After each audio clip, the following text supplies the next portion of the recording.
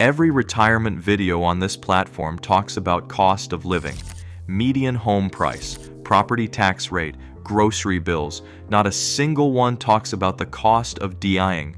Here is the number that should be in every relocation video and never is. The national average time from a 911 call to an ambulance arriving on scene is 7 minutes. In rural America, that number doubles to over 14 minutes. And in nearly 1 in 10 rural emergencies, the wait stretches past 30 minutes. If you are having a heart attack, every minute without treatment increases your chance of dying. That is not opinion, that is cardiology. 2.3 million Americans currently live in what researchers call ambulance deserts, areas where the nearest ambulance crew is more than 25 minutes away. 195 rural hospitals have closed since 2005, with over 430 more at risk right now. What nobody tells you is that the people most affected by these closures are adults over 64, the exact demographic watching this video, the exact demographic these affordable retirement towns are marketed to. Picture this. You found the perfect town, low cost of living, beautiful scenery, friendly neighbors. You moved in. 6 months later, you feel a tightness in your chest at 2 in the morning. You call 911 and nobody comes for 45 minutes. Subscribe, because knowing where not to retire might matter more than knowing where to. Let's break it down. Number 5. The system itself. Before we name towns, you need to understand why this is happening.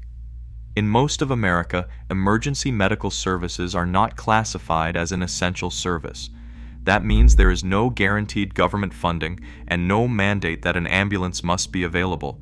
In rural areas, the majority of emergency medical services agencies are staffed by volunteers, not paramedics on salary. Volunteers. 60% of all health professional shortage areas in the United States are in rural locations.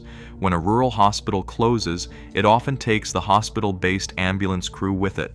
The dispatcher then has to call the next agency over, which might be in the next county. A study from the University of North Carolina found that after a rural hospital closes, average ambulance transport times increase by nearly 5 minutes. Total time from a 911 call to arriving at a hospital goes up by 9.5 minutes. That might sound small, but peer-reviewed evidence shows that even a 1-minute increase in emergency medical services response can measurably increase patient mortality. Shout out to the American healthcare system for treating emergency response like an optional subscription. And if the system sounds broken in theory, wait until you see what it looks like in practice. Number 4. Trinity, Texas. Trinity is a small town in East Texas, population roughly 2,700. Pine forests and the Sam Houston National Forest are nearby. It is the kind of place that shows up on lists of affordable towns because the median home price is under $100,000. In 2023, Mid-Coast Medical Center in Trinity reopened after a previous closure. The community celebrated. 14 months later, in April 2025, it closed again. The hospital district board president told CBS News that it has a huge impact on the community. We will lose lives. Trinity is now one of 26 rural communities in Texas that have lost inpatient hospital care since 2010, more than any other state in America. After the closure, the nearest hospital is roughly 30 to 40 minutes away, depending on where you are in the county. That is in good weather, on dry roads. In a thunderstorm on a 2-lane highway in the piney woods of East Texas, that number changes fast. One resident posted online that they keep a bag packed in the car at all times now, not for vacation, for the emergency room, like the video if you have ever checked how far the nearest hospital is before signing a lease, because the next entry is not one town, it is hundreds. Number 3. The Medicaid gap. Here is the data nobody leads with. 69% of all rural hospital closures between 2014 and 2024 happened in states that had not expanded Medicaid. Texas, Mississippi, Georgia, Tennessee, Kansas, Missouri. These states have the highest closure rates, the least safety net, and often the most affordable housing. That is the trap. You see a town in rural Georgia or Mississippi with a median home price of $80,000, and you think you have found the deal of a lifetime. What nobody tells you is that the hospital closed 2 years ago, the nearest emergency room is 45 minutes away, and the volunteer EMS crew is down to 3 people covering a county the size of Rhode Island. States along the southern corridor from the Carolinas through Texas and up into the Midwest have been hit the hardest. The Rockies and Pacific Northwest have mostly avoided the worst of it so far. If you are seriously considering a rural retirement, check not just whether the town has a hospital today, but whether that hospital is financially stable. Over 430 rural hospitals are currently classified as vulnerable. That number is not shrinking, it is growing. And if that pattern sounds abstract, the next entry makes it personal. Number 2, Carmi, Illinois. Carmi is the county seat of White County, Illinois.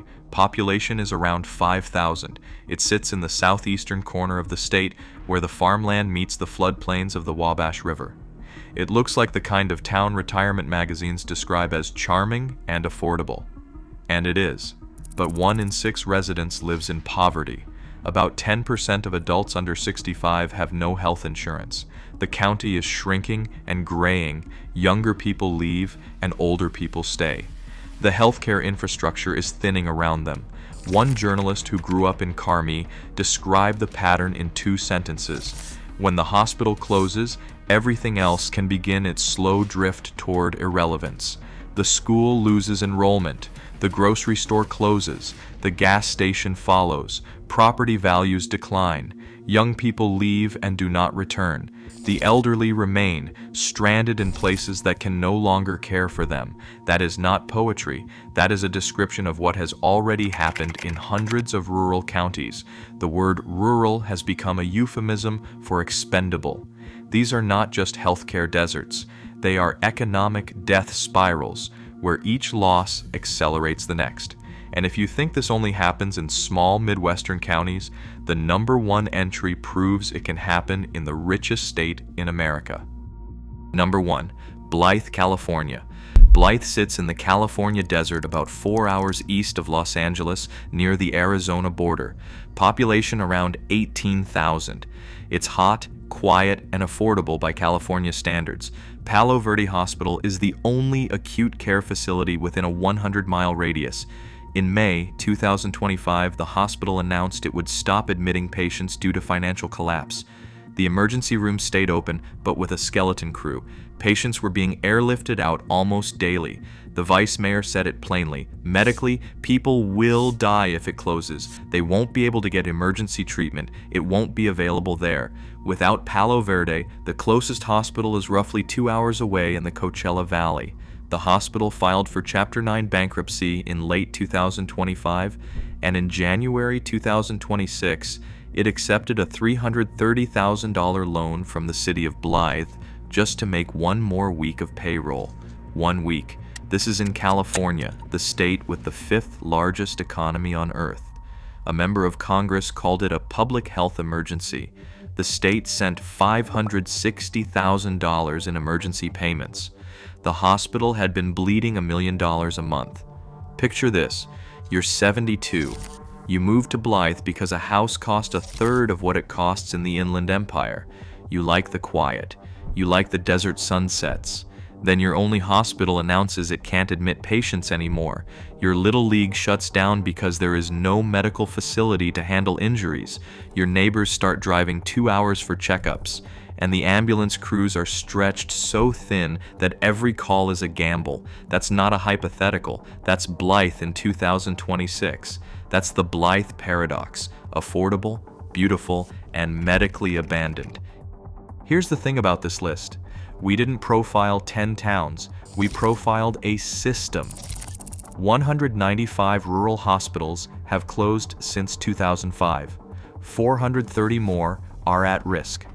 and the people most affected are over 64, living on fixed incomes, in towns that look like paradise until the ambulance doesn't come. Cost of living matters, but so does the cost of reaching the hospital alive. Before you move anywhere, check the distance to the nearest emergency room. Check whether that hospital is financially stable. Check whether the emergency medical services crew is paid or volunteer. Because the cheapest house in America is not a deal if it costs you the one thing money can't buy back.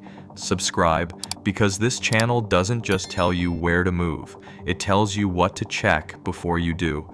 Drop your town in the comments and tell us how far your nearest hospital is, because the locals always know the real number.